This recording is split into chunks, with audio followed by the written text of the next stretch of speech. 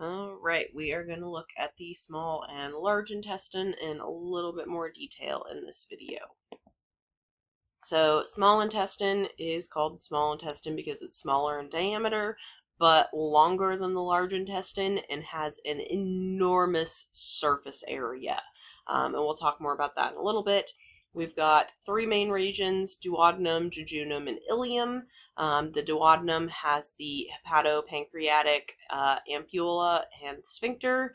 The jejunum is the middle portion, and then the ileum is going to have the ileocecal sphincter. So here's the different regions, and so you can see the duodenum is a pretty short region, jejunum is mid-length, and then the ileum is quite a bit longer, and this can vary a little bit from person to person, and if you're looking at a model or something, there's not necessarily going to be any super obvious markers showing where each of these regions begin or end, but identifiers like stickers and stuff like that are always going to be in really obvious placements. So the mucosa of the small intestines have those plicae circulares or circular folds, and then on those circular folds are going to be villi that have blood capillaries and lacteals, and then on those villi are microvilli, and they're going to be exclusively on the apical surface of simple columnar epithelial cells, and so that means that these are going to be the structures on the surface that is on the inside of the small intestine, so facing the lumen. There's also intestinal crypts that have glands in them, both endocrine and exocrine glands for different intestinal juices and hormones, and then we have those mucosa-associated lymphoid tissues and pyre patches in the ileum region specifically. So here's some images. So we've got those circular folds, and so that is the first structure that allows the small intestine to have such an immense surface area. Is if you imagine stretching that layer out a bit, then it's going to get bigger, right? If you have like a fabric or something that's kind of bunched up a little bit, it's got a bunch of folds in it, and then if you kind of stretch those folds out, the fabric's going to get bigger. So that's the first mechanism. And then on those circular folds are going to be the villi. And so that's what's represented here in this middle structure are the villi. So these are little finger-like projections.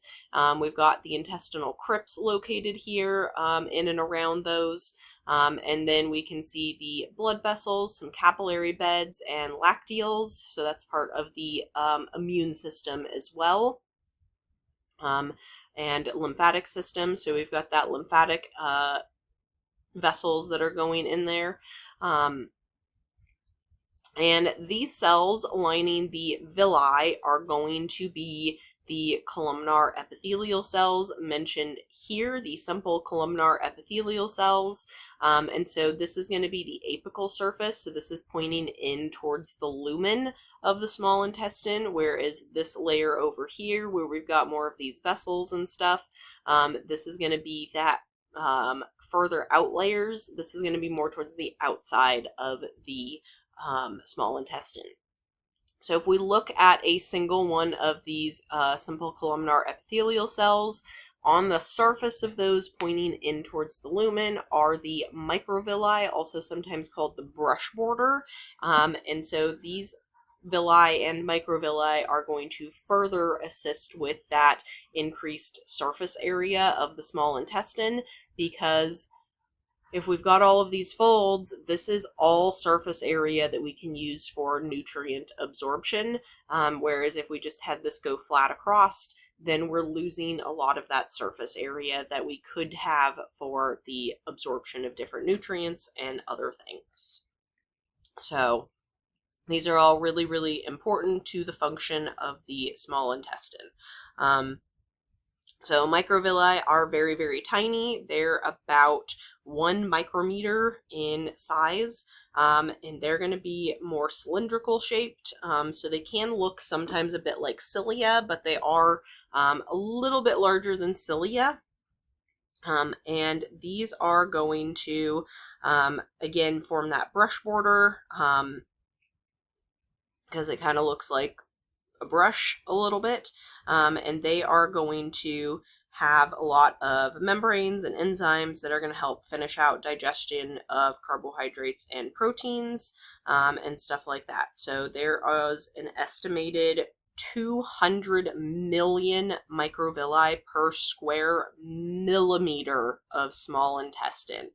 So this is a massive increase in surface area. So the small intestine is going to do a little bit of that mechanical digestion again with the segmentation, and then it is also going to do a lot of chemical digestion. We're getting a lot of those pancreatic enzymes dumped into the small intestine for carbohydrates, proteins, and fats. And then it is also the site of most of our nutrient absorption into those blood capillaries or lacteals. On the other hand, the large intestine again has four main regions. The cecum with the appendix attached to it, the actual colon, which is made up of primarily the ascending, transverse, and descending colon, along with that sigmoid colon at the very, very end. There's a couple other structures in here, as you can see. But the colic flexures sometimes have other names. So the right one is sometimes called the hepatic flexure, and the left one is sometimes called the splenic flexure. And that's just the bend in the colon between ascending and transverse, and then transverse and descending colon. Then the sigmoid colon feeds into the rectum, and that transitions into the anus that does have some sphincters. It has two different sphincters. So here's our large intestine. Again, the cecum is that first section that the small intestines are emptying into. We've got the appendix right there. Ascending colon, transverse, descending, and sigmoid is roughly S-shaped. There's the flexures, those bends in the colon, and then we've got the rectum and then the actual anal canal at the very, very end. So the mucosa of the large intestine is, again, simple columnar epithelial, but we have tons and tons of goblet cells through the vast majority of the large intestine.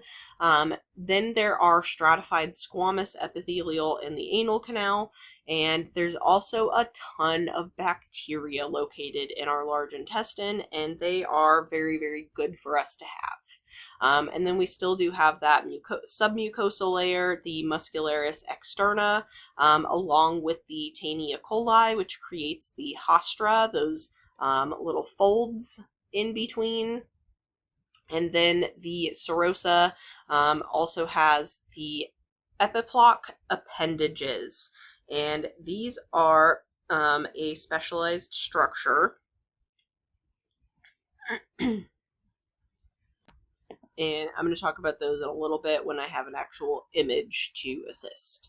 So here's our graphical view of that histology. We do still have microvilli and stuff like that, just not as many as we do in the small intestine. So here's the actual intestine. We do have openings to the intestinal glands. So this looks pretty similar to some of the stomach and small intestine structures, but as you can see, the cell types are very, very different. And then we've got some muscle layers underneath there. And a single one of these cells is going to have some of those microvilli on them, and these are going to be a mix of two different types of cells down here in these pits, the absorptive water cells, and then the goblet cells, which are secreting mucus rather than absorbing anything. And so these epiploc appendages are these little kind of globs of fat that we see in these different areas of the intestine. So these are fat-filled sacs made out of the visceral peritoneum. We actually don't know what the purpose of these are at this point in time. That's relatively common with a lot of medical and other scientific things. But they could be there for extra cushioning, just a way of storing fat. We're not really sure, but they are found all over the place near our large intestine in all people. So they must have some sort of function or had some sort of function in our evolutionary past that they're no longer needed, but they haven't fully disappeared yet. So we're not really sure what's going on with those yet. So the large intestine is going to do a little bit of mechanical digestion. We get some very slow segmentation as the haustra contract. We are still going to get the peristalsis, and then we are also going to have mass movement, which is just a lot of the kind of remnants of what we have not digested earlier on. That is kind of still getting moved on through the colon. So this mass movement is going to start partway through the transverse colon, about halfway through there, and kind of really quickly force the contents through the rest of the large intestine towards the rectum. These mass movements usually occur only about 3 to 4 times a day, generally speaking, while somebody is eating or immediately afterwards, because it's getting the signals that we've eaten something else and we are going to need to finish off this digestive process of whatever we ate previously, and get that moved through to make space for the new food that we're consuming. And then we've got the chemical digestion, mostly done by the bacteria present in the large intestine. And there are a lot of bacteria there, and each individual person has their own unique makeup of different types of bacteria. And so this is called saccharolytic fermentation. This is going to produce gas or flatulence. There are other things that the bacteria can do, like producing some vitamins and stuff from the remnants of food. That's actually where we get vitamin A from, and vitamin K, among many, many other things.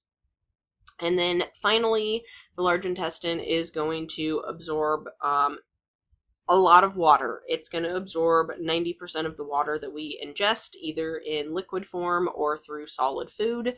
It is going to small intestine absorbs 90% of that, and then large intestine absorbs the remaining water.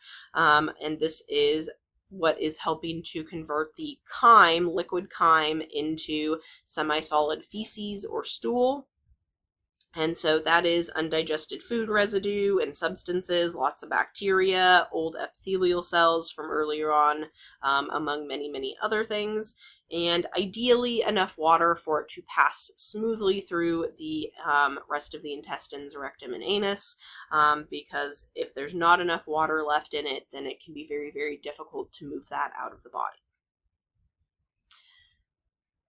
All right, we are going to continue in the next video talking about the accessory organs of digestion.